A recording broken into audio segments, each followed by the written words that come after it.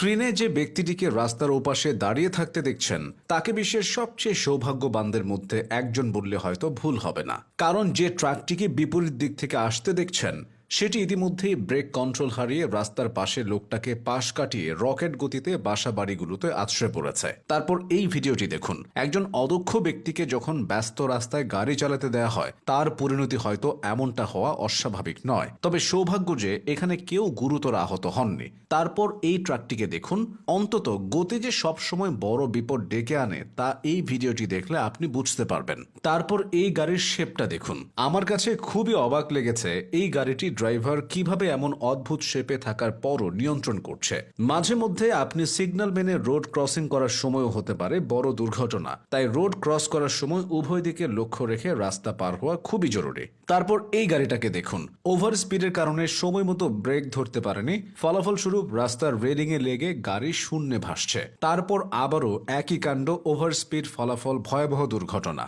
আপনারা দেখতে পাচ্ছেন যে অধিকাংশ গাড়িগুলো অ্যাক্সিডেন্ট হওয়ার পেছনে অন্যতম কারণ ওভার স্পিড, ট্রাফিক কন্ট্রোল না মানা, গাড়ির ড্রাইভিং সম্পর্কে যথেষ্ট জ্ঞানের স্বল্পতা এবং ত্রুটিপূর্ণ যানবাহন রাস্তায় নামানো। যাই হোক, তারপর এই গাড়িটিকে দেখুন। ট্রেন আসবে তার ঠিক আগ মুহূর্তে রেল ক্রসিং এর উপরে বরফে আটকা পড়েছে, আর তখনই পেছনে থাকা দুজন ব্যক্তি গাড়িটিকে ধাক্কা দিয়ে রেল ক্রসিং পার হতে সাহায্য করে। তারপর বন্ধুরা এই ভিডিওটি দেখুন। কোনো কিছু বোঝার আগেই কতটা ভয়ঙ্কর একটা অ্যাক্সিডেন্ট হয়ে গেল। তবে বাইকের 12টা বেজে গেলেও সৌভাগ্যবশত বাইক চালকের তেমন কিছুই হয়নি। তারপর ট্রাফিক কন্ট্রোল সিগন্যাল না মানার ভয়াবহ পরিণতি কতটা ভয়ঙ্কর হতে পারে এই ভিডিওটি দেখুন। তারপর এই গাড়ি চালককে দেখুন, নেশায় বুঁদ হয়ে কতটা ভয়ঙ্কর একটা দুর্ঘটনা ঘটালেন। শুধু তাই নয়, এত বড় একটা দুর্ঘটনা ঘটানোর পরও দেখতে পাচ্ছেন কোন রকম আফসোস করার বদলে কিভাবে পালাচ্ছে এই যুবক। কিন্তু এই ট্রাক ড্রাইভারের প্রশংসা করতেই হয় ভাই।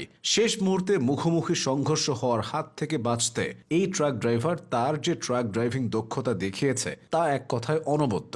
তারপর এই রেডিমিক্স সিমেন্ট ট্রাকটিকে দেখুন। অতিরিক্ত লোড নিয়ে কেউ এভাবে এত গতিতে ইউটার্ন নেয়, ফলাফলস্বরূপ ট্রাকটি নিজেকে ধরে রাখতে পারল না, কাত হয়ে গিয়েছে। তারপর হাইওয়েতে দাঁড়িয়ে থাকা যানবাহনগুলো দেখুন কিভাবে পেছন থেকে আসা একটা ট্রাক ব্রেক কন্ট্রোল হারিয়ে একটি ভয়াবহ দুর্ঘটনার পরিণতি দিল।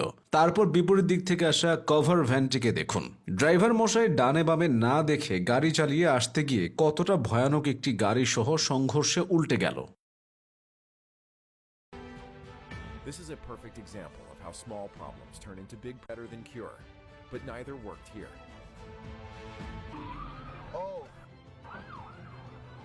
This is exactly what an idiot in a car is trying to smash through all the obstacles.